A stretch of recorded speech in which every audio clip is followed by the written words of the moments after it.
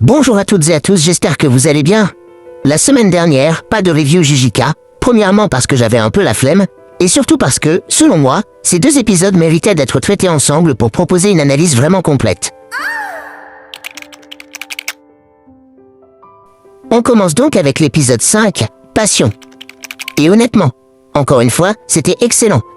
La mort de Yaga, même si elle est relativement courte, est extrêmement chargée en émotions.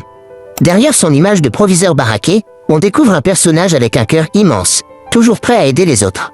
Et c'est justement ce qui rend sa disparition aussi frustrante. On n'a jamais vraiment eu de moment marquant avec lui en saison 1 ou 2. Sa mort met surtout en lumière, une fois de plus, à quel point le système des exorcistes est archaïque et malsain.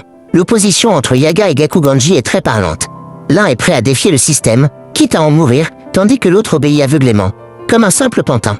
Et le fait que Panda ne perde pas complètement le contrôle montre à quel point il est mature et conscient que toute la faute ne repose pas uniquement sur Gakuganji. On peut même aller plus loin.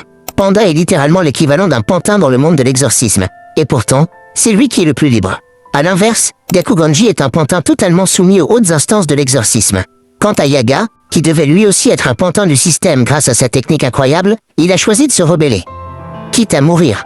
Bref, cette introduction d'épisode est extrêmement touchante et permet de parfaitement contrebalancer la seconde partie, beaucoup plus dynamique et enjouée. Une seconde partie, qui est d'ailleurs une référence flagrante à Fight Club de David Fincher. Un film incroyable, et j'espère d'ailleurs pouvoir vous proposer un jour une analyse complète. Si j'ai pas trop la flemme. Mais bref, revenons à nos moutons. Afin de mettre toutes les chances de leur côté pour la libération de Gojo Satoru, les exorcistes confient à Yuji et Megumi la mission d'aller recruter Hakari, un exorciste extrêmement puissant. Problème. Hakari s'est volontairement éloigné du monde de l'exorcisme suite à un désaccord avec l'un de ses supérieurs. Aujourd'hui, il gère un véritable fight club clandestin, dans lequel il organise des paris truqués afin de se faire un maximum d'oseille. Pour l'approcher, nos protagonistes décident donc de s'y infiltrer, avec l'aide de Panda, qui a rejoint le fight club avant eux. Après une démonstration de combat spectaculaire de Panda et d'Itadori, Yuji fait enfin la rencontre de Hakari. Mais fidèle à lui-même, et un peu débile faut le dire, il se fait rapidement griller. Hakari comprend alors qu'Itadori a été envoyé par l'école d'exorcisme, ce qui fait immédiatement dégénérer la situation entre les deux. Que dire, si ce n'est que cet épisode est encore une fois excellent. On le doit notamment au réalisateur Masaomi Ando, qui sublime le storyboard de Shota Goshozono en nous offrant un plan séquence d'environ 4 minutes, entièrement en rotoscopie, réalisé d'une main de maître. La tension monte progressivement, jusqu'à un final qui donne clairement envie d'en voir toujours plus. Maintenant passons à la review de l'épisode 6, intitulé « Rouage ». Et retenez bien ce terme, parce qu'il est extrêmement important pour comprendre la nouvelle philosophie que Yuji décide d'adopter. L'épisode commence avec le lancement de l'opération d'infiltration, menée de manière plutôt smooth par Megumi et Panda. Enfin smooth, jusqu'au moment où, par pur hasard, il tombe sur Kirara. Kirara sent immédiatement que quelque chose cloche, et prévient Hakari sans perdre une seconde. Autant dire que le plan part en vrille très rapidement. On assiste alors à un combat très jojoesque, / Hunter x Hunteresque, opposant Panda et Megumi à Kirara. Un combat franchement génial, où nos deux protagonistes tentent de comprendre le fonctionnement du sort de Kirara, un sort assez complexe, et que, soyons honnêtement, j'ai un peu la flemme de vous expliquer en détail.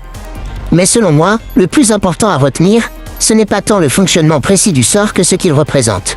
Le love rendez-vous de Kirara symbolise parfaitement la place qu'elle occupe dans le monde de l'exorcisme. Un monde rigide, archaïque, et profondément réticent au changement et à l'innovation. Et c'est justement pour ça que Kirara, comme son pouvoir, n'est pas accepté dans ce système complètement pourri. Une fois que Megumi comprend enfin le sort de Kirara et parvient à le neutraliser, on retourne du côté de Hakari et Yuji. Et là, Hakari est clairement en train de défoncer Yuji, pendant que ce dernier se laisse faire. Mais pas par faiblesse, au contraire. Yuji montre à Hakari une détermination totale, en affirmant qu'il n'est qu'un rouage, prêt à se briser si c'est pour servir une cause plus grande dans le monde de l'exorcisme. Cette détermination déclenche la fameuse fièvre de Hakari, qui atteint son paroxysme dès qu'il s'agit d'aider les autres. Dans cet épisode, on réalise à quel point Yuji est prêt à tout pour libérer Gojo Satoru, et surtout, à quel point il parvient enfin à rallier Hakari à leur cause.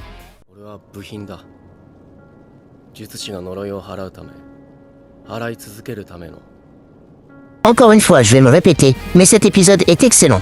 Réalisé par Semei Kidokoro et storyboardé par Shota Goshozono, il nous offre un épisode extrêmement riche en action, tout en proposant une explication claire de pouvoirs pourtant très complexes, notamment celui de Kirara.